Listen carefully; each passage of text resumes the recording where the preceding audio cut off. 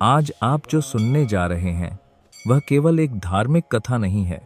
यह समय, चेतना और मानव जीवन के सबसे गहरे रहस्य की कहानी है। भारत की भूमि पर हजारों मंदिर हैं, लाखों देवालय हैं, लेकिन केवल 12 ऐसे स्थान हैं जहां स्वयं भगवान शिव ज्योति के रूप में प्रकट हुए। इन 12 स्थानों को ज्योतिर्लिंग कहा गया। शिव का कोई आकार नहीं है, शिव का कोई जन्म नहीं है। शिव को न तो देखा जा सकता है और न ही पूरी तरह समझा जा सकता है।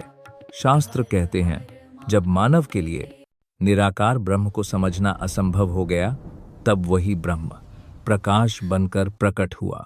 उस प्रकाश को कहा गया ज्योति, और जब वही ज्योति पृथ्वी पर स्थिर हुई तो वह बन गई ज्योतिर्लिंग।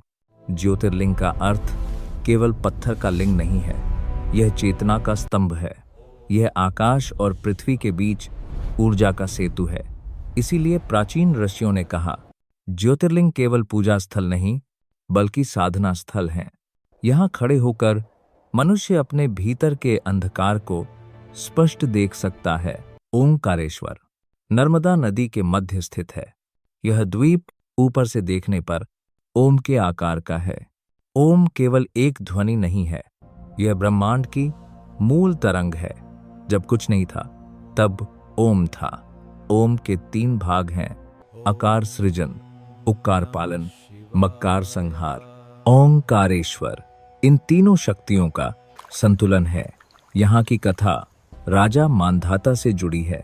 राजा मांधाता ने यहाँ कठोर तप किया, उनकी भक्ति से शिव प्रकट हुए। यहाँ 2 लिंग हैं, ओंकारेश्वर और अमलेश्वर। यह दर्शाता है कि शिव और शक्ति अलग नहीं है। यह स्थान कुंडलिनी जागरण के लिए अत्यंत शक्तिशाली माना जाता है। यहाँ ध्यान करने से मन स्वतः शांत हो जाता है, शब्द धीमे पड़ जाते हैं, विचार रुकने लगते हैं। ओंकारेश्वर चेतना को एक सूत्र में बांधता है।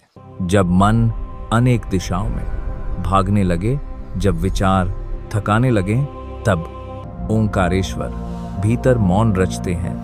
ओम की ध्वनि केवल सुनने की नहीं है, वह अनुभव करने की है। जो शिव को अपने भीतर ढूंढता है वह मुक्त है। अगर यह यात्रा आपके भीतर कुछ जगह पाई हो तो इस ज्ञान को सहेज कर रखें। ज्योतिर्लिंगों का रहस्य किसी एक स्थान में नहीं है, उनका वास्तविक प्रभाव तब शुरू होता है जब मनुष्य उन्हें अपने भीतर जोड़ना शुरू करता है। प्राचीन ऋषि कहते थे, जो बाहर दिखाई देता है वही भीतर भी है। इन 12 ज्योतिर्लिंगों को एक साथ देखा जाए तो वे 12 मंदिर नहीं, 12 द्वार हैं। ये द्वार मनुष्य को अपने ही भीतर ले जाते हैं। यही कारण है कि प्राचीन काल में ज्योतिर्लिंग यात्रा को तीर्थ नहीं, तप माना गया। हर ज्योतिर्लिंग मनुष्य के एक आंतरिक स्तर को जागृत करता है। जब कोई व्यक्ति पूरे मन से इस मार्ग पर चलता है तो जीवन धीरे धीरे सरल होने लगता है, डर कम होता है, अहंकार पिघलता है और स्वीकार बढ़ता है। शिव कुछ मांगते नहीं हैं, वे केवल जागृत करते हैं। अंत में एक सत्य स्मरण रखें, शिव को मनाने की आवश्यकता नहीं है, शिव को पहचानने की आवश्यकता है। जब मनुष्य अपने भीतर ईमानदारी से झांकता है तब शिव वहीं मिल जाते हैं। जो शिव को मूर्ति में देखता है वह साधक है, जो शिव को अपने भीतर महसूस करता है वह मुक्त है।